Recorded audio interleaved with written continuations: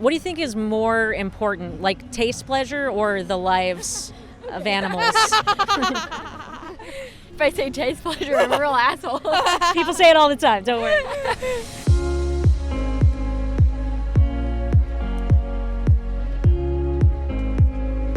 Before I was vegan, I had this vague notion that animal agriculture was bad, right? But it wasn't really until like COVID and learning about the connection between pandemics and animal agriculture that I was like, this is worse. Like, do y'all read Harry Potter? Yeah, so in like the 5th book, whenever Harry's like, hey everyone, Voldemort's back, and the Ministry's like, no, Voldemort's not back, Harry Potter's lying, like he's full of shit. Animal agriculture is Voldemort. And nobody believes it. Yeah. So do you guys like animals? Yeah, I love animals. Yep. Yeah. Animal fan. Yeah. 10 out of 10. 10 out of 10 animals. So if you love animals, do you think it makes sense to pay for them to be mutilated? So I think it depends on the context there. Okay, so I have my degree in anthropology, so I'm about to get cultural. But nice, I love it. In some cultures, they literally depend on meat as a main part of their diet. But those are similar, like hunter-gatherer tribes or the Inuit. Like they also don't have like the industrialized version where animals are being abused. I think in that sense, I think it's okay because we need to survive as humans. I think you're right. Like, in the sense that like if someone has to eat an animal to survive, then there's necessity, which kind of makes it more morally justifiable, right? But like in this day and age, when we can go to grocery stores and vegan restaurants, like, do you think it's a necessity for us? No, I don't think it's a necessity. Yeah. So I'm curious, because you said you're into anthropology, and this isn't a conversation I've had with other people, but I have heard people say, like online, that the reason we should continue to eat meat is because that's what made our ancestors' brains evolve. What do you think about that?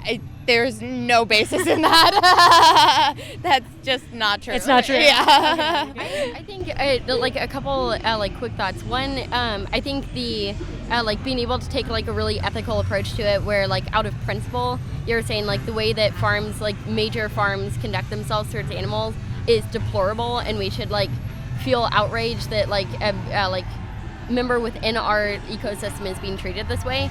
At the same time, like the cost of being vegan is pretty like prohibitive, and so like for me or like for maybe like all three of us, we could have like the privilege to be able to take that ethical stance, but it's like out of reach for the predominant amount of Americans. Yeah, so I'm gonna cut in there because I feel like I definitely used to say the same thing. Like it's privileged to be vegan, it's expensive. Like I can't really afford it. I'm like pretty poor. But like when you go to the grocery store, the cheapest foods there are already vegan. It's like the beans, the rice, the pastas, the vegetables. And there was this study that came out pretty recently that compared like 5 different types of diet. They found that vegan was 29% less expensive than an omnivore diet. The most expensive was pescatarian. Do you think you can get enough protein from plants? Yeah. Yeah. I think there's plenty of research that shows that you can. Yeah, you're right. I just like to ask people, in case. No, I know. In case they don't think that, There's plenty of research. Just Google it. I'll link to some studies in the description. Oh, can you tell anyone watching this to like and subscribe? Yes, like and subscribe. Thank you. I've always wanted to say that. How do you feel though about like meat from like somebody's farm who has chickens and they eat those eggs and like they kill that chicken and eat it, and it's like not mistreated the way it is in like a industrial setting? Yeah, totally. So do you think that killing is a form of mistreatment, or is it not? I think it depends. I don't think it's immoral to necessarily eat meat, because I think it becomes necessary in some circumstances. It's like there is a food chain. I think we're conscious enough to know like killing humans is bad. Is killing animals bad? What do you think? I don't know. Like, I don't think that like it always is. Do you think that kind of the way that morality and consciousness, and like I kind of call this the extension of moral consideration theory, which is to say, like, 100 years ago, men were the ones who were like, we have moral value and like women don't. And like 200 years ago, even still, it's white people are like, oh, we have moral value, black people don't. And it's kind of like this circle of moral concern has been extended throughout time. Do you think it's possible that it will continue to extend to include other species, kind of in the same way it has for dogs and cats already, because we already don't torture and kill? Black people, white people, we're still all people, biologically human. Okay, so this is kind of what I want to get at. What is the morally relevant difference between humans and other species that matters? That other species don't feel like the consciousness the way we do. They don't. Like, listen. Say I found someone who was like mentally, slow, whatever they call it, and they didn't have any consciousness. They had consciousness, but it wasn't like they weren't totally aware. Like, would it be okay to kill and eat them? That's entirely different. Because what's the thing that's different though? I'm trying to find something that if I inserted it into a human would make it okay for me to kill that human. But it can't, because the thing is that they're human. Yeah. Is that real? Is that a? Yeah. Okay, here's what I think. There's okay, so evolutionarily speaking, we derive from like plants. Plants have no awareness of anything but the desire to like seed in the ground and sprout and continue. And it's not a known desire, and it's not something that they have any like room to act differently with. They can't move away. Yeah, exactly. They have one job and one job only, and if a seed falls on the pavement, well, fuck. That's the end of its life. And then animals, then you evolve like and enough awareness to move in space, but you're still driven by instinct. And the instinct is not even to survive. The instinct is like it's hormone and behavioral processes that they're not even aware of. Do you think that that's true for humans as well? No. The specific different thing I think that humans have is an awareness of awareness. Yes. Okay. And that can, no matter like you could have a halfway developed brain, and even in studies on people whose like an entire lobe has been taken away, they still have an awareness of themselves in space. And that is. What about like a baby that was just born? Could I eat the baby? Well, the baby's gonna become a human, though. Yeah. I think it's different when. What if the baby was gonna die in a week? I don't think listen, I don't think if the baby was going to die in a week, the baby was going to die. Do I think you should eat the baby? No, because it's a human. Yeah, because it's a human, and we listen, I understand what you're getting at, but I'm just trying to find like something solid that's a real difference besides we're human, because to me that kind of just sounds like a justification that gives us the right to do what we want. Do you think that like when like a cheetah or a lion kills like a gazelle, like is that wrong? Like, should they not do that? No. So yeah, the difference is that I think it would be. Well, I'm curious what you guys think. Do you think that we should base our decisions based on like what wild animals do, which is to say that like lions murder each other, they eat their babies, they rape each other? Does that mean that we should do those things as well? It doesn't mean we should do those things. It means that we have to understand that the way that we have evolved is to be able to move past certain things and decide what is morally right or wrong, which is what you're getting at with the meat. I totally understand. Okay. My thing is, I agree that it's not right to be cruel to animals. I think my hard line is I know from scientific research that animals don't have desires the way humans do, and that killing an animal, while sad, that isn't anywhere the same as being a human, because a human wants to survive for certain hopes and dreams. An animal wants to survive because their hormones tell them to. Sure. So I guess that kind of begs the question, like, does it matter their will to survive, or does it matter, like, can they suffer and feel pain? Oh, yeah. Okay, so like, what is the but also, like, I think I can create kind of an approximation in this that goes back to ethical veganism, but also ties into, like, we do have a responsibility to stand against some of our, like, animal instincts. Like, maybe we have, like, a desire to, carry on a next generation that's so fierce that, like, rape could exist.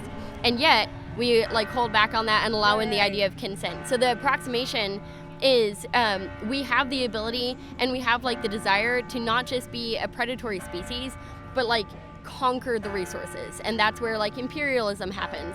And that's where, like, big agriculture has happened. So it's almost like the worst parts of us come from that drive. Exactly. And it becomes, like, a craving and a like vicious tearing apart of the world, as opposed to like what cultures who were like very connected to the earth had, where it was like a respect and like a moment around like the like killing of a pig and the consuming of it. And you don't take more than you need. Exactly. Yeah. But it fed like American greed, and it became like a part of success metrics that like you get to have like filet mignon, and now we're going to mass produce it so that even if you're not like the elite class, you can still buy it. And it's subsidized so heavily too, like that's why meat is cheap, because the government is giving them money so that it's cheap.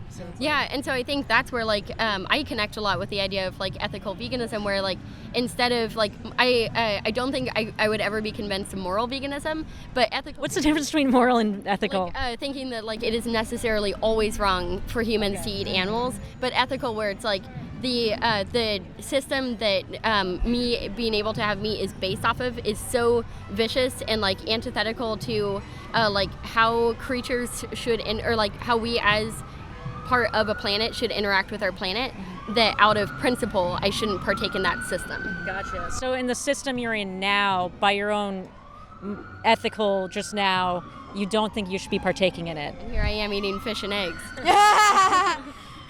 Do you know why vegans don't eat eggs? I'm curious, because I didn't know before. I don't know. Yeah, it's really interesting actually, because I thought like, oh, they're just weird or whatever.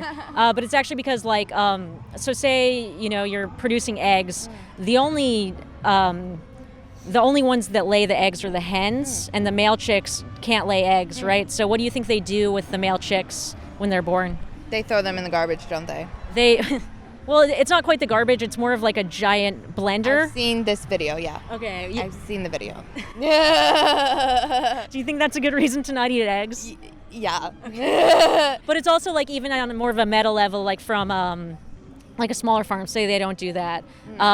It's still like every time a chicken lays an egg, it's like having a period, right? And in the wild, they'll do that maybe 10 times a year, but we've bred them to do it 300 times a year. I don't know about you, but like I don't like having my period. I wouldn't want to do it every day. So that's kind of like what we're like, what we're doing to them. If I can make an omelet with my period, though. Hey, if my period was an egg, I might be okay with it. Do y'all have any other questions or anything? Well, yeah, for you, what was like kind of the like pinnacle moment that you're like, I am sold out on this, and then and like where do you feel like your role is as a human being in the world, and like what's your responsibility to the planet? These are great. Usually people don't ask me so many questions. It's awesome. Yeah, so I like for me, like the real pinnacle. I was browsing Reddit one night, which like I love Reddit. I waste a lot of time there, and I don't know why. There was like a thread that was like, what subreddit should you like never go to? And one of them was like, are vegan? Like everyone's mean to you. And I was like, oh, I want to see that. And then someone linked to like an ebook there by this guy named Earthling Ed. He's great.